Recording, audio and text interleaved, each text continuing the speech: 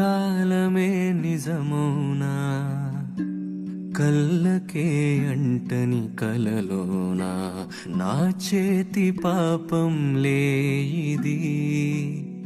నీడల్లె సాగుతూ పాలిచ్చు ఎదతన్ని పంచుకునే పందెమే బంధుత్వం రేపన్న తీపంత నిరాశ చేదునా దారాన ఎగిరిన గాలిపటం తెగిపోయి మిగిలేనే